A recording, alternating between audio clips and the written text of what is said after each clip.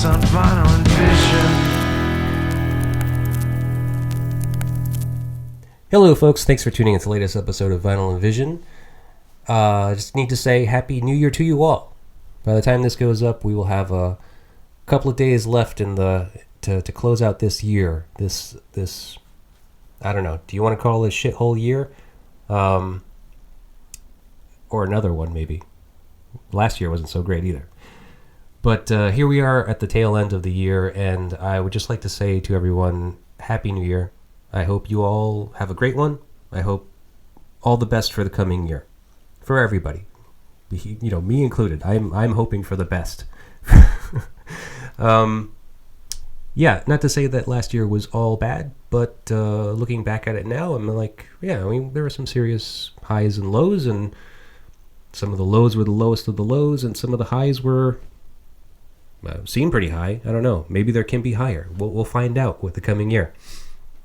I hope you all had a great holiday as well. Christmas, if that's what you celebrate, that's what we just passed. So we had just gotten through, and yeah, ours was uneventful. My son has been tested positive for COVID, and so we are quarantining, and we were not able to see any of our family. We did some of the virtual thing, and so it was a little more uneventful than we had hoped, or not as eventful as we had hoped.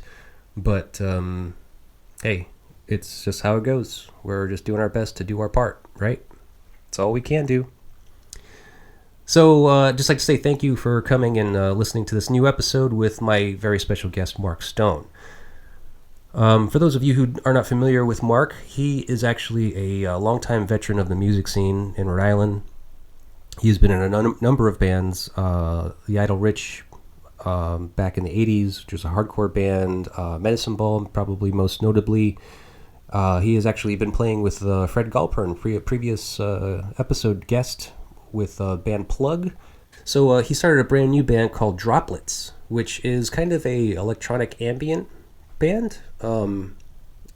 They're very, very new. They do have some recordings up on Bandcamp, but they have already gone through some changes since those recordings have been published. So what I decided to do was that I have actually went to go see them perform at the Galactic Theater about a month ago. And what you're listening to is actually some of the live footage that I had recorded while I was there. I don't know the name of this song. I don't know the name of either of the songs that I used, one here in the beginning and one at the end of the episode. But it's just to give you an idea of kind of where their music is at now. Like I said, they have music on Bandcamp, which is super affordable. I think they priced everything at 50 cents a song on their Bandcamp page, so links are provided in the show notes. So if you go there, you can actually download those songs and pay the 50 cents. It'll help them be able to earn some funds to put towards the new record that they want to put out, that they are hoping to put out this coming year.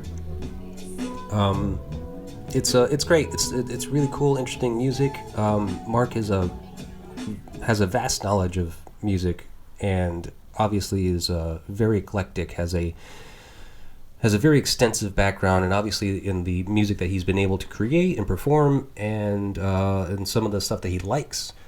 And so it was a great opportunity for me to speak with him and get to know him a little bit better through the concept of this record that he chose for tonight, which was the Soft Boys' debut record, A Can of Bees. I was not familiar with that record, as sometimes is the case with this show. I don't know every piece of music that's out there that's important, but this one is particularly good. I am a very big fan of this record now, and if you are not a fan of this record or do not know this record, I encourage you to go find it and listen to it in its entirety, please, because it's wonderful on so many ways, for so many reasons. Maybe you're a fan of Robin Hitchcock, who was the lead singer and songwriter for the band The Soft Boys. So if you are, do yourself the favor and just go find this record. It's easy enough to find it, to listen to it. Do it. And as far as Droplets is concerned, we are not familiar or not aware of any shows that they have coming up for the coming year. But something will happen. They are definitely going to be doing things, and I'm very much looking forward to it.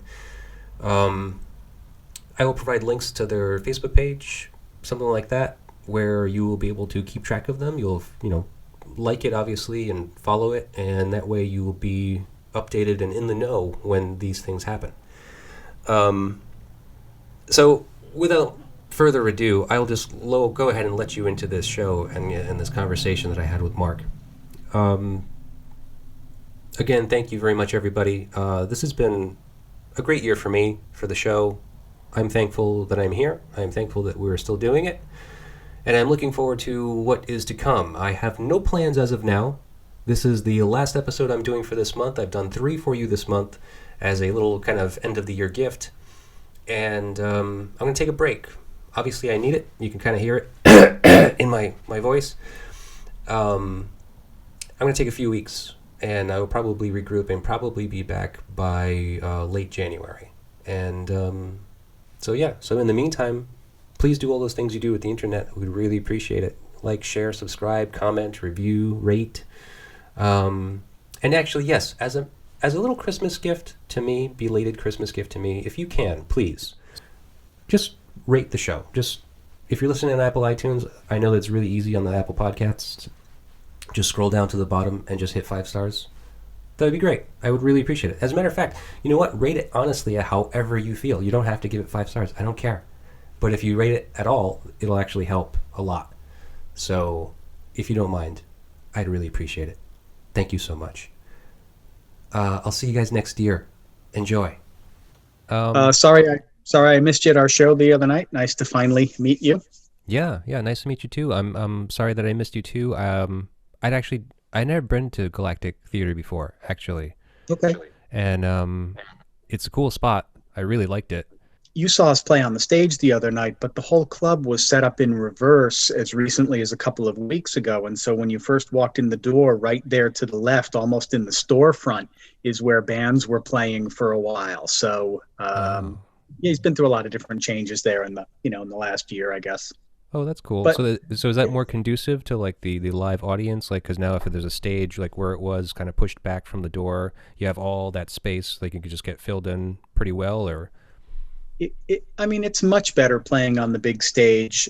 We're fortunate in that Droplets are a pretty compact entity, and so we could fit in that storefront space when the stage was up there. But really, I don't think there were any full rock bands that could play in that tiny space. It was more conducive to, small acoustic acts or that sort of thing. So, right. Fortunately, we have a pretty small footprint and we made it work there. But playing on the big stage and bringing our mushrooms and being able to show the films was much better. Yeah, it was cool. It was very cool. We played for an hour, a little over. I think we did a dozen songs or something like that. And that was it. I thought it was a good night. I thought so too. And it was great seeing you. It was great to get to know you and to get to like see the music live, because I've been listening to the music off Bandcamp, and I realized that it's a little different. Like it seems like you guys have already kind of morphed a little bit since then. So the songs I think that are up on Bandcamp for Droplets are almost exclusively instrumentals. Yeah. And so this is really a whole new thing for Don Sanders and myself. Don is my best friend and who I've really played music with almost my entire life. We grew up together in Barrington, and in the early 80s, he and I were in a hardcore band called the Idle Rich here in town, and Don played guitar and I played bass in that. And then we also played together in Medicine Ball for the better part of 20 years. Medicine Ball started in 88 and we played right up until 2005-ish, I think, during our initial run. Mm-hmm.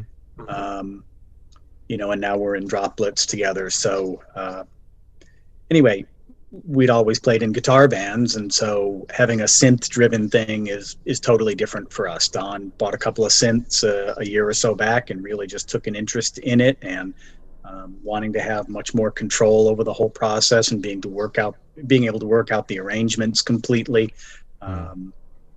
So yeah, so those Bandcamp things were initially just he and I. Those are literally the first songs he had ever arranged on synth, and then I added my bass parts to them and we put them up on Bandcamp. And that was early on in the pandemic last year. I think we did that stuff in, February, March, something like that. Hmm. Oh, okay. And then, and then by last summer, long around August, is when we added Casey as our vocalist. And, she's really had kind of free reign to write her own lyrics, the vocal melodies, everything like that. It's not like we gave her the lyrics or anything like that. She came in, and all of that has been added since we put that stuff up online. Right. So everyone is very much bringing their own parts to the band, and so we're working out the arrangements as a band. Cool. Okay. Yeah. Yeah. So it's all very new. All right. It is all very new. Yeah. It's great. New for us to work this way, and a newish endeavor. We've only, the very first show we ever played was back, in April. We recorded at the Black Box Theater at AS220. They were doing live streams there during the pandemic, so we recorded that in April, and I guess it aired beginning of July. And we've played 4 or 5 shows since then. So yeah, we've literally played out a half a dozen times. Cool. Yeah, and so you had mentioned how you and Don were kind of played together for forever now. It seems. Forever. Yeah. and one of those bands being Medicine Ball, which I kind of keep on having this situation where it's just like there's these guys from the city that I've known about or I've heard about, and that have been in these bands that I've certainly heard about and have been interested in listening to or getting into, that I kind of missed because I'm just like a little bit like under that cusp of when all that stuff was happening. Sure. So Medicine Ball I kind of missed. I remember seeing you guys like doing those like last shows in the early 2000s, and you did a reunion of a sort, didn't you?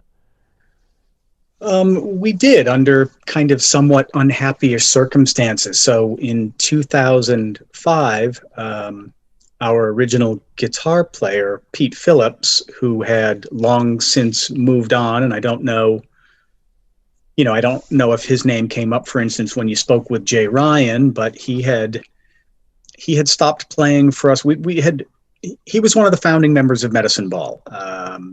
We started playing in 88, early 88. We practiced and wrote a set of material for almost a year before we started playing out in early 89.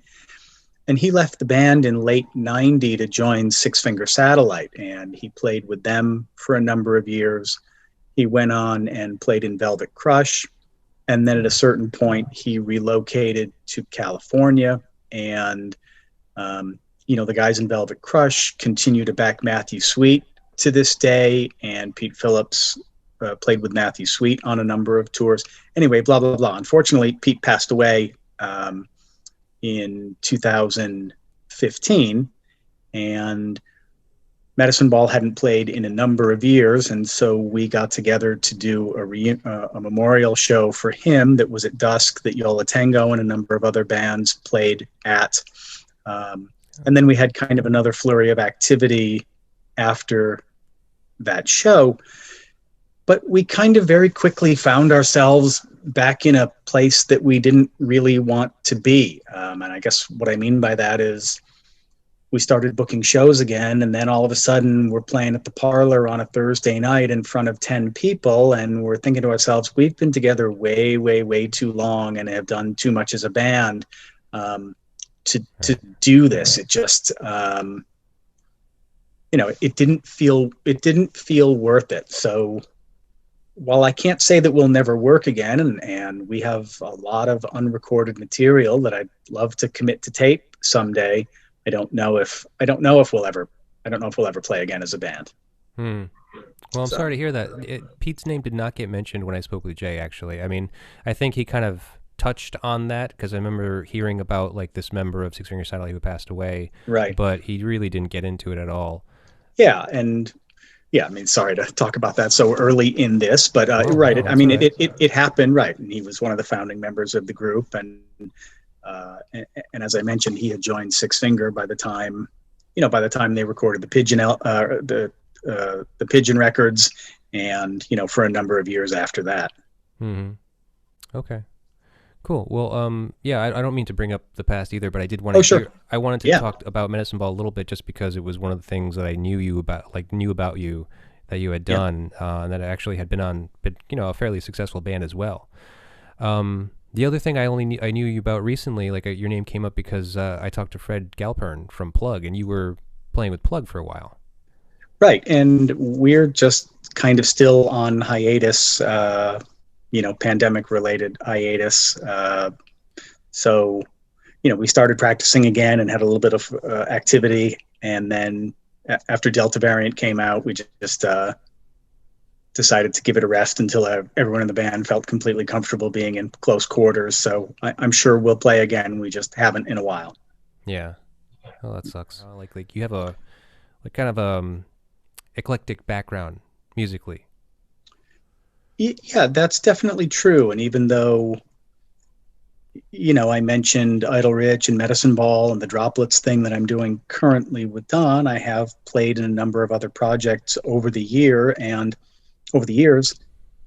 and it can be really enjoyable and rewarding to play on other people's projects where you're not responsible for your stage repertoire or anything else, being kind of a hired gun, as it were, joining someone else's band that already exists. And yeah, what I mentioned before is what I always try to bring to those situations. Someone gives you their recordings, their either previous iteration of the band or guitar and vocals or something like that, and then working with that and trying to take it someplace different that they might not have thought about or anticipated is something I really enjoy doing and have done with a number of different bands. I'm not sure if you're familiar at all with Craig Jordan's recordings for the Masons. No, that name sounds familiar though. So Craig Jordan runs Plan of a Boy Studio here in Providence, and he's recorded a whole host of local bands. I think an awful lot of the releases that are on the 75 or Less label have come out of his studio. He's also a musician in his own right. He's a super great and interesting person. Maybe, someone you might want to speak with. Yeah, sounds like it. Yeah, he's a great guy. He has a recording project called The Masons that have released 3 full-length records. I've had the opportunity to play on a few of those records. A couple of years back, I was in a band with Paul and Matthew Everett called the Everett Brothers Moving Company, and it was a similar kind of thing. Their songs, they already had a set of material when I joined the band, but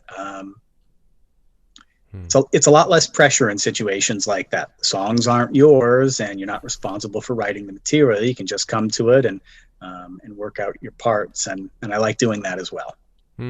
Yeah, because I was gonna actually that leads me to thinking about something that I wanted to ask you, because knowing what I did know about your background, and then having recently seen Droplets and listened to the music, I was thinking, are you the primary songwriter for Droplets? So, I would say that Don is right now, and was in most of the, in the previous bands that I mentioned. In Medicine Ball, he wrote the bulk of our repertoire. So most of the stuff we're doing currently are synth arrangements that he worked out at home, and then he brings those to me, and I add my bass part, and then Casey puts her vocals on top of it. It's not all of them. A few of our compositions are things that I wrote first and that he then worked out the synth parts to, but the bulk of our material was, composed and arranged primarily by Don. Okay. And so it was that way in Medicine Ball too. He probably wrote fully 50% of our material. I maybe wrote about 30% more of it. And then Evan Williams, our other guitar player who replaced Pete Phillips in 1990, probably wrote about an additional 20% of it. And so back in the Medicine Ball days, when you came to see us play, it was always pretty much whoever wrote the song was the one who sang it. So we traded lead vocal, duties, and you can hear that on our records as well. Oh, okay. So are you like only a bass player, or do you play any other instruments? So I play the bass primarily. I've been playing for 40 years now. And I play a little bit of guitar and a little bit of drums, but really bass is my far and away my primary instrument. Okay. Yeah, because that kind of like made me kind of wonder about the whole writing thing, because as a bass player it's kind of hard to write a song. I mean, like I think there are very few people that play bass solely, like play bass, that like attempt writing, because it's kind of a weird instrument for writing. I mean, you can certainly do it. It's just a little strange. Yeah, I mean, I'd agree with that. I do like writing on the bass. It's certainly when you bring a song written on bass to the band, maybe it's certainly not as harmonically rich or dense as the guitar, and perhaps it isn't as immediately obvious what the song is supposed to be with just a bass part. But Right. if you can kind of get your head around the idea of the bass part being the melody of the song, and then that you're working around that. So it certainly can be done, but I guess isn't the norm. Yeah, yeah. I think it would take a certain like mindset of a person, like a guitarist or whatever other instrument, whether it be keys or something, that would hear a bass line and be like, okay, yeah, I know. I think I know what we can do with this.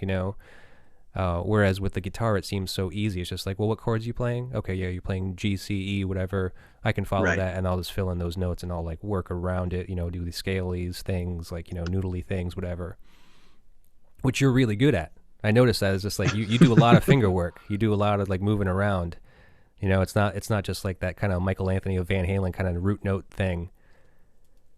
Yeah, no, not at all. I've never really played that way, and don't want to play that way. You know, it certainly. Well, I guess everyone starts there if they're going to play the bass. The fundaments of it are pretty straightforward, right? And you can start playing with other people fairly quickly if you can learn the 12 notes and where they are on the fretboard. And if you, right, as you said, if you want to just follow along with the guitar players and play the same chord changes verbatim, you can do that. But Hmm. I don't play that way, and so. It's certainly more interesting. I'm totally with you on that. So you said you started playing 40 years ago. What was that Yep. circumstance like? When did you start playing, and like why? Um, so again, referencing Don, he and I bought our first guitars within a couple of weeks of each other. It was either December of 80 or January of 81, right around there. I think it was a few weeks after John Lennon got shot. Hmm.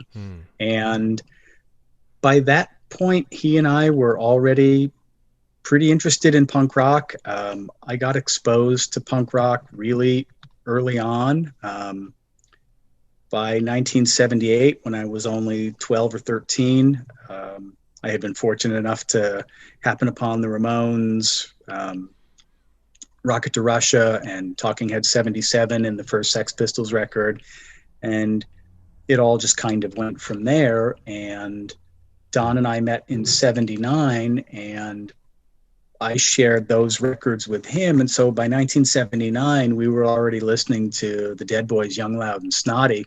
And that made us want to do it. And so we went out and we bought guitars, and we played our first gig out together on Halloween of 81. So yeah, I've been playing music out for 40 years already. So yeah, after having our instruments for about 10 months, we were already playing out. Right. That's the benefit of punk. Yep. It doesn't take much. No. Cool, man. So and now music. Now, so you obviously were getting into punk first, but like what are some of your earliest memories of like listening to music, like in the house as a kid? Um, Earliest memories of listening to music. Yeah, like were your parents into stuff? Like were they putting Yeah, stuff on? no. So my father was older, was in World War II. Hmm. And so he's really of that era. He was born in the 20s. He was raised during the Depression. He flew planes in the war. I mean, there was a huge generation gap between the two of us, and musically as well. And so if there was music on in the house at all, it was something, you know, like the Glenn Miller Band or something. Do you know what I mean? This is something as sort of arcane as that. So there was nothing contemporary in the house at all. You know, Herb Alpert and the Tijuana Brass or that kind of thing. Sure. I think, like a lot of people, my earliest memories, the earliest records that we had in the house would have been Jackson 5 records, and that would have been from seeing their cartoon and them on television in the late 60s and early 70s. And so our first exposure to popular music, I think, would have been J5 records. And then not long thereafter, we had Beatles records. The Red and the Blue compilations were really formative to my brother and I. All right. And then at a certain point, he joined the Columbia Record and Tape Club, and so records came into the house that way. Okay. So certainly by the mid 70s, we were listening to everything that anyone else would have been listening to at that time. Frampton Comes Alive, Kansas, Leftoverture, Steve Miller Band, Fly Like an Eagle, things that, Book of Dreams, those albums, and all things that you could buy on Columbia House. Right. And that's how the earliest records came into the house. But then in a short period of time, that flipped, and we started buying the records that I mentioned earlier. So right. The first concerts I ever went to were in 1978 when I was 12 and 13. So in 78, I saw Kiss, Ted Nugent, Heart, and Boston. But by the latter part of 79, I saw the Tubes and Squeeze play at Brown, and then I saw Talking Heads play at PPAC on the Fear of Music tour. And so in a really short period of time, it all shifted from, Kiss and Led Zeppelin and standard rock, and went whole hog, down the punk alley. Yeah. Because I can imagine that was so much more exciting, just especially because, Talking Heads were kind of big, and if they were at the PPAC, obviously they were kind of at a point where they were obviously becoming very successful. Sure. But punk in general, especially late 70s, early 80s, that when you're starting to go out to these shows, I can only imagine who you were seeing, but you were probably hitting clubs at this point, smaller venues.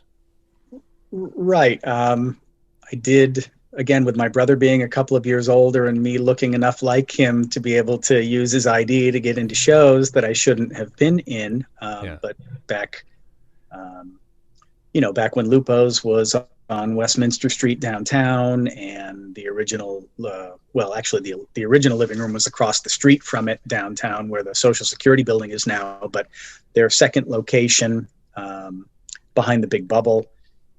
Right. I was going to shows pretty early on. Yeah. Like what were some of the greatest bands that you got to see? Some of the greatest bands that I got to see. I have seen so much stuff that it's around hard that era to... specifically, around like that early 80s era. Yeah. So early 80s, when I started going to clubs, and when I was probably only 16 years old. So I saw the Professionals. I'm not sure if you're familiar with them, but it's Steve Jones and Paul Cook from the Sex Pistols, their first band, Post Pistols, played at the Living Room. I went there as a really young kid, which was super exciting. I saw the Lords of the New Church around that time, which was Stiv Bader's Post Dead Boys band. Right. Saw Black Flag as a 5-piece really early on. Right after Des Cadena had stopped singing and moved over to play second guitar. That was 81 or 2 at the latest. So I was still really, really young when I was going to these shows. Yeah. That's great, man. Yeah, it was Wow. fun. All right. So now the album you chose tonight to talk about was the Soft Boys of Can of Bees. Yeah. Thank you for choosing this record because I needed to be turned on to this. I mean, it's like I have heard about heard the name of the Soft Boys a few times over the years, but Sure. never followed through and kind of like got into it. I've certainly heard the name Robin Hitchcock, and also something that I kind of like just it fell to the wayside. I just something I didn't look into, and I was just like, oh yeah, I've heard about him. I got to listen to that, and just never did. Right. Um, but this album is fucking amazing. It fits Yeah, right I into think so. that. Well, I mean, obviously you do, yeah. But it fits right into in there in that whole post punk thing. You know, I mean, this album itself came out in what was it, 79? 79, I believe. Yeah, 79. Yeah, I gotta find that. Make sure I'm correct. Yes, released in '79 on Two Crabs Records. So Right. If all my things weren't in boxes, I'd have it here with me, but I don't even know where it is right now. you, So it's somewhere in the house in a box. yeah, oh that sucks. But I mean, wait, so you do have a copy of this on vinyl? I do. One of the originals?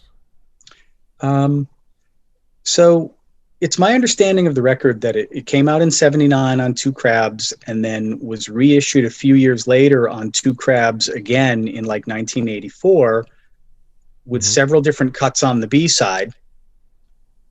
And then only when it finally came out on CD in the early 90s were all of those songs in one place. So even between first and second pressing of the vinyl, there's some variation.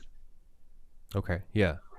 Right, and then like the later reissues, like I can't remember what year they came out, but I believe in the '90s on Yep Rock. I think That they sound came out. that sounds right. Yeah. I think so. Yeah, obviously when you get a kind of like a monumental record like this, it's been out for so many decades now, and obviously because of its popularity and because of its like importance, they reissue them and put on all these other tracks, and it's kind of hard to keep track of. Right. But we're gonna discuss the original recording, which was the only 11 songs. I listened to the second record, so I mean they don't like record wise they don't have a lot in their discography. They've basically only got the two full length records. Hmm. That Underwater Moonlight, I listened to it after listening to Can of Bees, and it was good, but I certainly didn't like it as much as I liked Can of Bees. So, that's interesting. And I thought about that a lot in the run up to this conversation because really in a lot of ways, and I think in the court of public opinion as well, Underwater Moonlight is the better record. Um, Underwater Moonlight is, something of a modern classic at this point in time, and is recognized as such. And it's an absolutely incredible album, and maybe better than A Can of Bees in a lot of ways. But A Can of Bees just has something. When you had asked me about, so while it isn't necessarily the better record to me, it was probably more. Can of Bees is more influential on me and the way that in my approach to music, and certainly it was hugely influential on Medicine Ball and the way we wanted to play and the kind of guitar interplay that we were looking for, Mm-hmm. vocal harmonies, all of those sorts of things. And so, Hmm. Yeah, and so tell me about your first experience with the Soft Boys and with this record. yep. Um, I can't pinpoint exactly when I heard it for the first time, Sure. but my guess is it was certainly a number of years after it came out. Um, I started working at In Your Ear on Thayer Street in 1986 when I was 21. And I was there for 12 years. So I went out 33. I worked there from 86 to 98. And so I don't think I heard it until I first started working at In Your Ear. And so I'm going to venture that 86, 87 was about the first time I ever heard that, or probably Underwater Moonlight as well. Mm-hmm. And not long thereafter, in '88, is when Medicine Ball started to form. I had already been, as I mentioned, in a hardcore band for a couple of years that had run its course by '86. Mm-hmm. And so for a couple of years there, I wasn't in a band at all. I was in college. But by '88, when Medicine Ball started playing, that was definitely, Soft Boys were definitely on my mind as a real kind of touchstone. And it really, it expanded what I thought, a sort of punk record could be. And even though I wouldn't necessarily call them a punk band per se, certainly Robin Hitchcock was probably more in thrall of Bob Dylan and singer-songwriters in general, but they certainly also were listening to a lot of Captain Beefheart, and you can hear it in the guitar interplay. Oh yeah, yeah. I mean, it certainly has like a punk element to it. Sure, absolutely.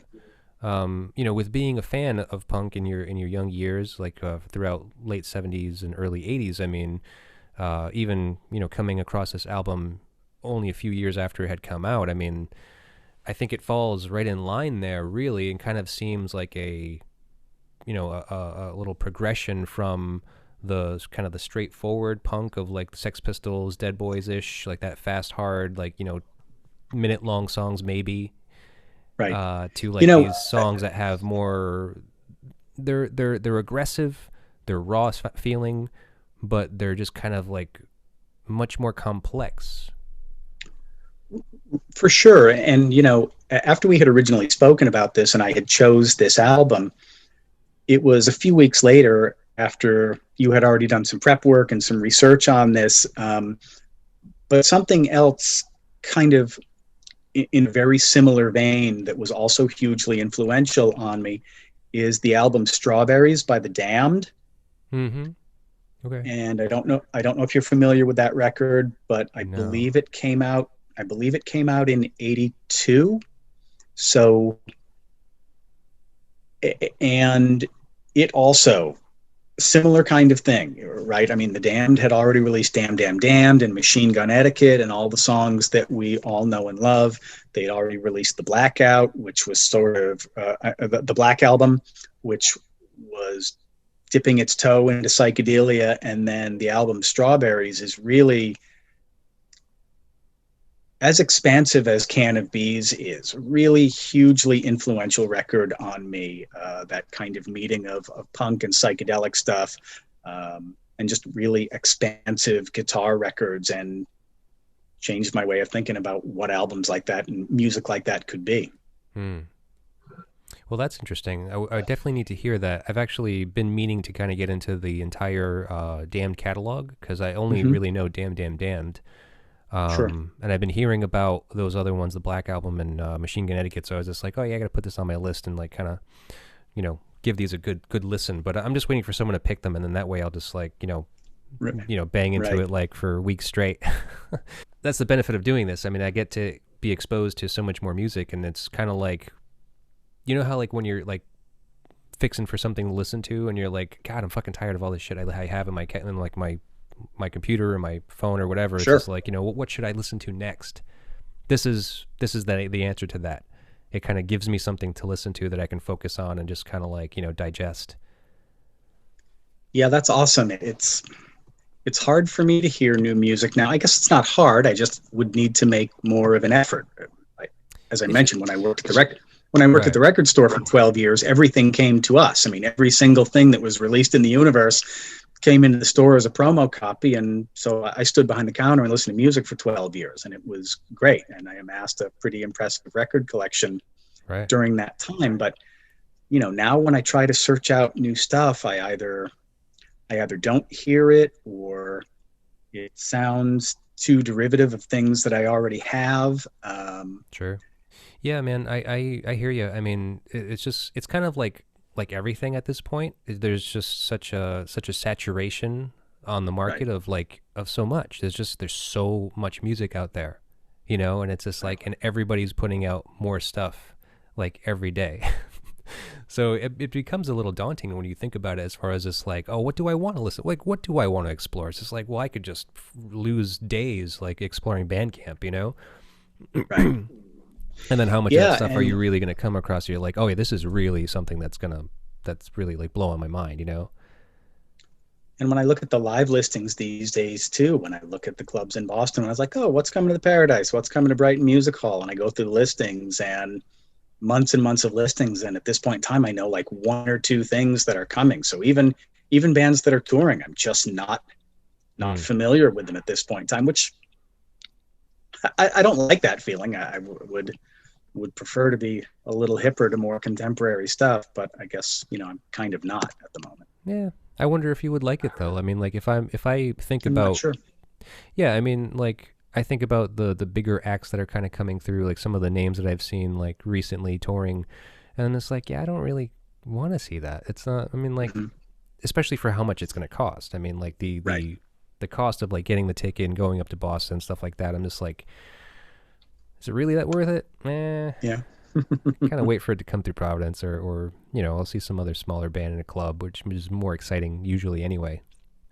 Well, so we're going to start off with the opening track, Give It to the Soft Boys.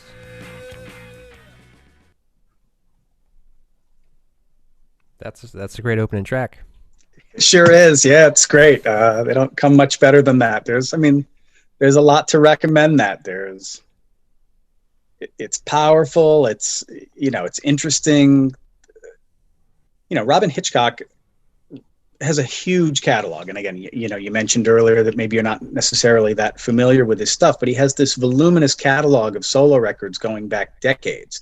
And he's a genius, and just incredible wordplay, really smart, really psychedelic, an incredible sense of absurdism that you hear on all of these songs. And it's kind of in evidence right from the very, the obsession with prawns and all kinds of wildlife and just all the strangeness that seeps into the songs. He's not like anybody else. Yeah, I'll give that to you for sure. I mean, I've actually listened to a couple of his solo records since, and then obviously the Soft Boys records. And I do like him. I want to like kind of give it a fair shot and like kind of like explore the catalog and kind of find the ones that I feel are the strongest. But definitely is so interesting. I've obviously like listened to some interviews with him too, and I'm just like, the way this guy talks, he's just one of those guys. It's just like there is no like fake thing about him. Like the way that he speaks is like completely like relevant to the way like what you hear through the music. It's just like this guy is the real deal. So supposedly Robin Hitchcock recruited Cambridge musicians Morris Windsor on drums, Andy Metcalf on bass, and guitarist Alan Davies, and recorded this song, Give It to the Soft Boys, for the first time in Hitchcock's living room in 1976. Okay. Where is Droplets currently recording their music? In Don's basement. So it's literally... So one of the great things about Droplets is, both Don and I have been carrying amps around for 40 years, and we don't really want to do that much anymore. Sure. Carrying around an Ampeg V4B head and a Sun cabinet with two 15-inch JBLs in it is like carrying a coffin around. And so at this point in our lives, we just don't really want to do that. So when we play live, I don't even bring a bass amp to our shows. So on Don's rig next to the synth, we have a small mixer. And so the vocal mic goes into the mixer, my bass goes into the mixer, his synth does, and then we just send a left and right channel XLR right out to the board for them to plug in. And so we're completely in control of the sound that we're sending out. So the mix that you heard live the other night was done by us on the stage. Their sound person doesn't do anything to it except raise the volume up and down. And so the feed that we send to them is the way we sound. Yeah, that's great. I mean, that's one of the beautiful things about technology today is that you can do things like that. Absolutely, right? I mean, as recently as a few years ago, you would never want to play out without an amp, but now that's completely possible. Yeah, You yeah. can plug right into the board and get a really good sound, and leave it at that. So you don't use like many effects or anything for your bass? I don't use any. Okay, ever. So all the any I different tones that you get are just solely from like the tone knob. mhm. Oh, cool. That's wild. So now, according to your Bandcamp, it said that there was a new album to come. Where do you stand on the new album? um, it's a little uncertain at the moment. We've done some recording at Don's house at his digital workstation on his computer, and we're still in discussions about whether we're going to continue to do it that way or if we're going to try to go into a proper studio or not. So Hmm. um, I would say an album from us is a little farther away than I would like for it to be. Hmm. I wish it was Okay. closer to completion, but yeah, it's just not. Well, what about material? Because currently there's like 7 songs on Bandcamp. Do you guys have a lot more songs already, or?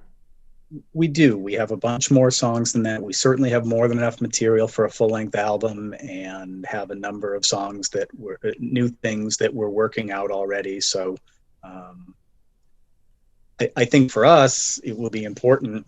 I'm sure lots of bands say this as well, but at a certain point, you play things out long enough, you want to put it down, record it, and move on to the next batch of material. I mean, I'm sure that stuff will continue to be in our live repertoire for a long time, but we're already itching to get on to the next batch of songs and start writing again. So we kind of need to memorialize this stuff and then move on. Hmm.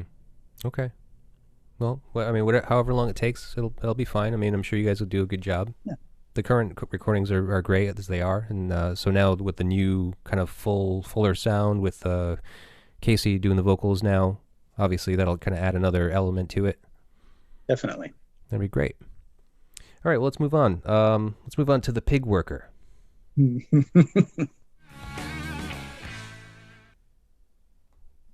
So good.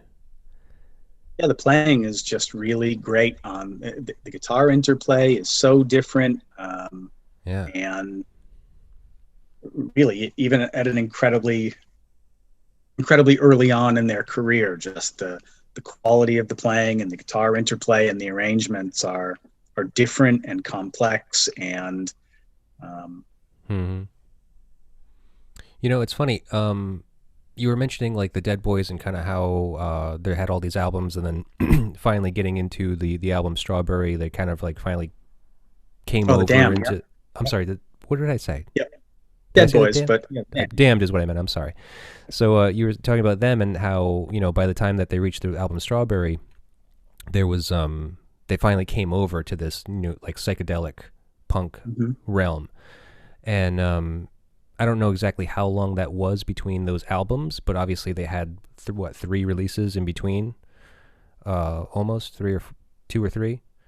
Yeah. So But Damned, Music for Pleasure was second, right? Machine Gun Etiquette Connecticut, was third. the The Black Black Album, Album is fourth, and so like Strawberries yeah, is fifth. so Yep. 4 albums, right?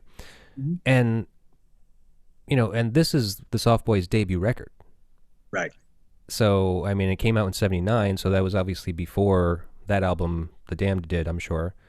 Yep. So it's kind Sure. of just interesting in that regard to think about how wildly influential this record is and became, first of all, and secondly, how kind of like wild and contrary it was to the existing scene, being in the UK, '79, early '70s, and even still, they recorded the first version of Give It to the Soft Boys in '76, so that means within 3 years, they were building this material for this one record.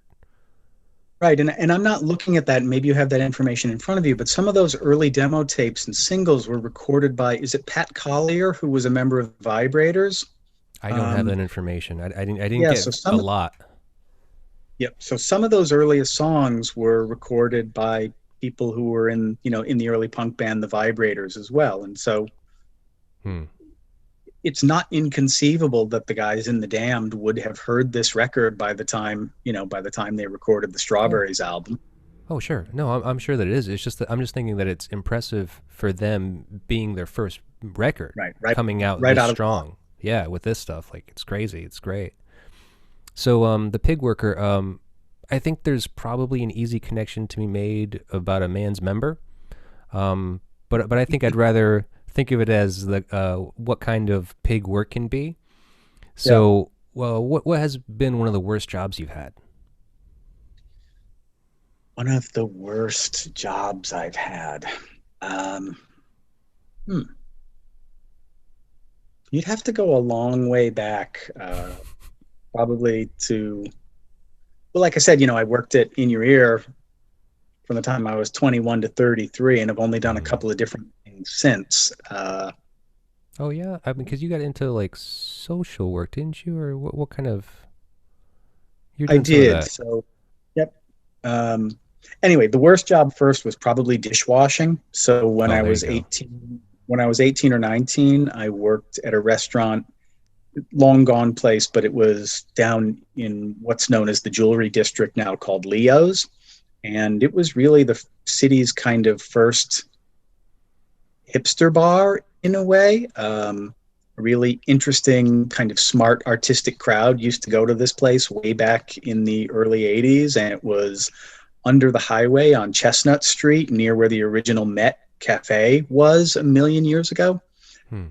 Anyway, washing dishes there when I was 18, and it was busy and hard, and I hated it.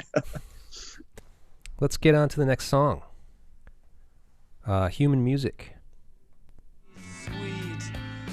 Hmm. These are tricky songs. They definitely are. Yeah. First thing I have to say about this song is that this seems to have been a major influence on the band Pavement. That's distinctly possible. I always think of them as being kind of disciples of the Fall, but I'm sure they know these records.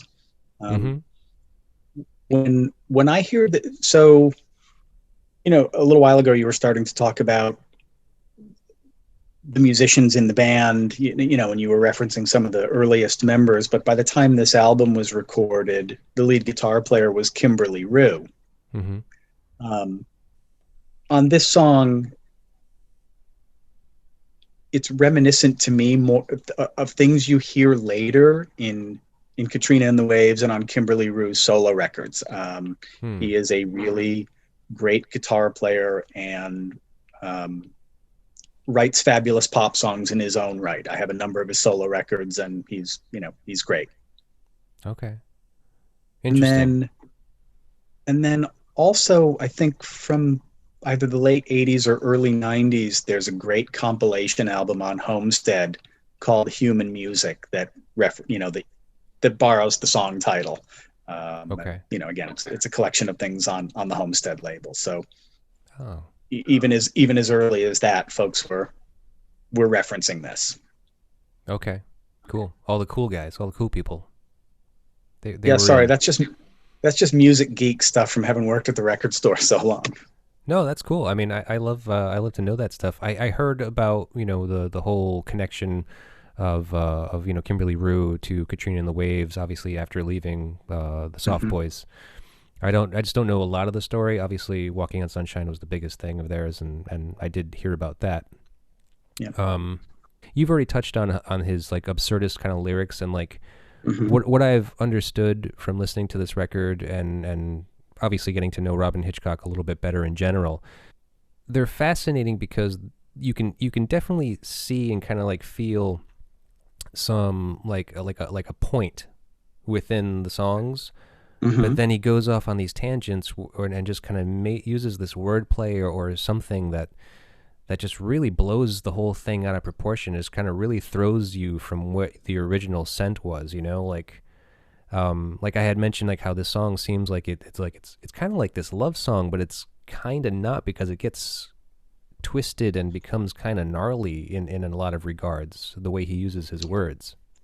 Yeah, I think a lot of their songs and his solo catalog, the songs are I guess some of the early Soft Boys stuff has an edge, and there's some bits that are, that are cutting and mean spirited as well. But I guess when I think of Robin Hitchcock's music in general, I think of it as incredibly generous. Um, but right, all run through this filter of kind of uncomfortability about, occupying a body and, all that weird, yeah, grotesque human stuff that he talks about all the time. Right, right. All right, well, let's move on. Aleppo and the Jews is next. That song gets really, really good. Yeah. And I have no idea what it's about. I've never known. It's one of those. It's one of those songs where it's just like it doesn't seem to have much meaning at all. Yeah, so much of my feeling about these songs and this record and it's fun going through them individually and talking about them, trying to parse them that way. But my feeling about them and the influence is certainly overarching and we'll hear it in some of these future songs. Just and I keep referencing these same things, but guitar interplay like I really hadn't heard before.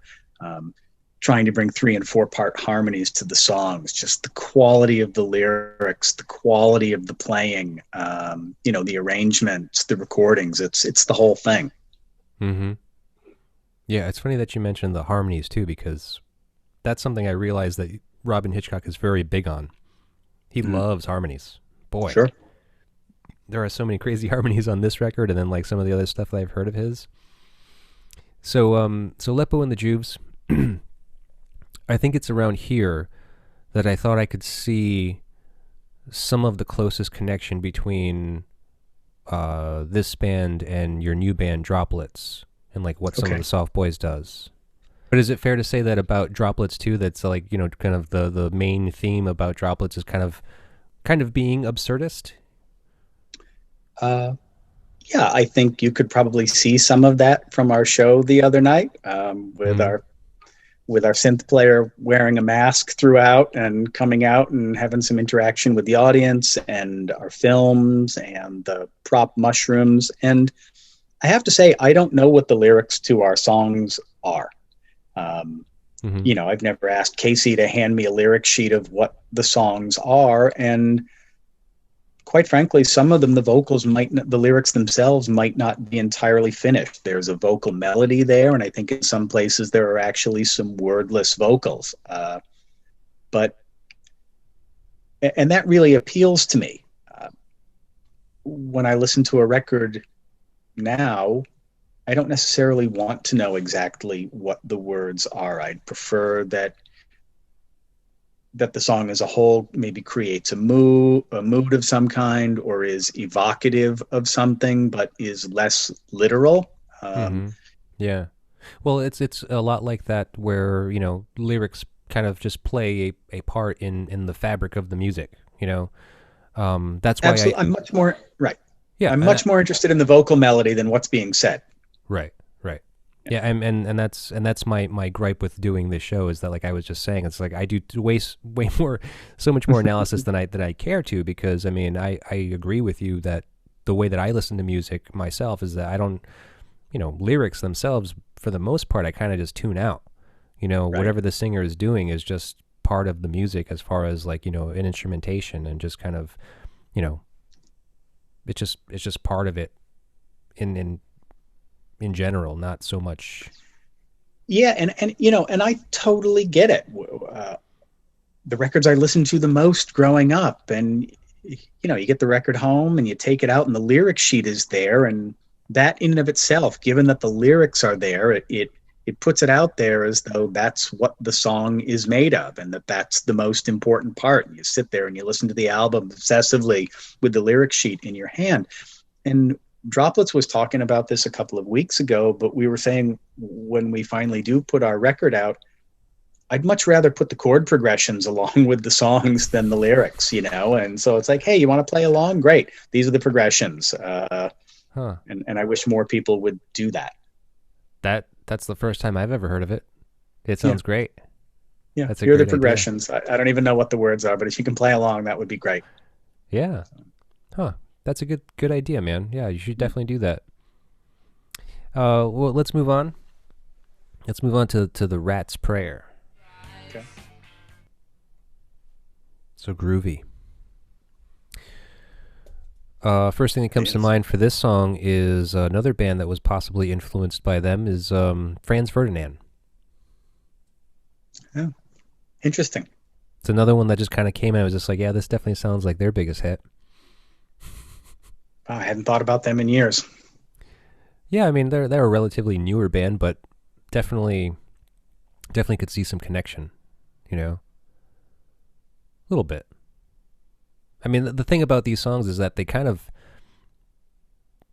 listening to like 30 seconds of these songs is not fair, and that happens a lot when I do this because 30 Hmm. seconds of any song, it's like who says you're gonna catch everything you need from that song, you know? Right. But these songs in particular are very very strange and like kind of like the progressions that they make and like kind of where they might end up going from where we start off in the first 30 seconds. So, Right. I think that that's one of the other things that I really like about this album in particular. Talking again about Underwater Moonlight, you can hear that record's influence all over popular music. Um, but this one far less so. I don't necessarily, and I appreciate that you are making those connections, but I don't necessarily hear a lot of direct lines between these songs to other more contemporary stuff. hmm. For me, a lot of it harkens backwards to things like, like I've already mentioned, like Captain Beefheart and the Magic Band and albums like Clear Spot and things like that, Mm-hmm. which is, one of my all-time faves. It sounds like you're looking at it from the perspective of like where did this record come from, not Hmm. what came from this record. I'd say that's true. Yeah, I mean, and that's completely a cool way to look at it too, because I mean, if I were more knowledgeable, I might do the same. But just hearing this, especially because this, for me, this is the first time I'm hearing this record. Not just Yeah. tonight, but I mean, like in this very Yeah. recent amount of time, and so that's kind of like what I pull out of it. Like if I listened to this record when you did, then I mean, Pavement wouldn't have even existed yet, and Yeah. so No, I think the way that you put it is true in terms of thoughts that I have about records. I mean, that's a thought that I have all the time is how did this band do this? Where did this come from? Um, yeah, especially things that maybe were done decades ago or without much antecedent, like how did this band do this when there was no obvious blueprint? Where did these ideas come from? right, yeah. Yeah, it's wild. I mean, like, so it's great to look at a record like this and kind of like think about that. And at some point I'll get it. At some point, I think Hmm. maybe I'll become knowledgeable enough. I'll be like, oh, yeah. Like, I mean, I listened to a little bit of an interview with Robin Hitchcock, and, obviously for him growing up, I've heard that him say that, he listened to a lot of, one of the first records he ever heard was like Bill Haley and the Comets, Mm, and I'm just like, well, that's not a really through line connection to like what he ended up doing and like maybe looking at this first record of the Soft Boys, but skiffle, English skiffle yeah. music, that was Hmm. something that he was into too. And I mean that's something that was connected to the Beatles. That's some of the stuff that they were first doing. Right. So I mean it's I guess I can kind of see it with maybe the introduction of punk rock music to him at that young time in his life. You know, it kind of sounds kind of similar to what you were saying. How like your father, did no real good connection with your parents and the music that they were listening to, but at the same time, it was kind of Glenn Miller and maybe some big band stuff. Right. Herb Alpert and the Tijuana Brass Band. Those aren't rock records by any means, No. but essentially, whenever you're making music, you're following some kind of formula. You know, and a lot of the time it's a verse chorus verse thing. You know, you come up with your verse, you kind of put some other part to it, and that's the chorus. You keep on repeating that, and that's pretty much it for the most part. It's just a matter of like in relation to this album, what are you going to do with those instruments? Like, Robin writes the songs, and for the most part, on this album, it's not so much, but definitely in his later solo works, you can kind of hear his like kind of the folk influence more. You can certainly hear like this, you can strip those down to an acoustic guitar and they sound just fine. Mm-hmm. Whereas this, you kind of need this band. You need that second guitar, and you need that bass and those drums. They really fill it out and kind of make it as weird as it is. Yeah. Yeah, they're a really strong band who can kind of do it all, and there's a tendency to overplay on some of these songs. Everything is very, everything is full on all the time. Some of these songs lack subtlety for sure, but that's what makes it a good debut.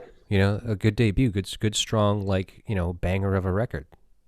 I like it. I mean, like I said, compared to Underwater Moonlight, I think that this is like the much more impressive record, just because I like raw music. I like shit that bangs you over the head, Yeah. Like this is that. Like this is so much different and like so much more like wild in a way. It is. It's a much wilder record. It is. Underwater Moonlight, right, within just a year or so after this one, shows a ton of growth and maturity in a certain way, but it certainly sacrifices the explosiveness of this one. Yeah.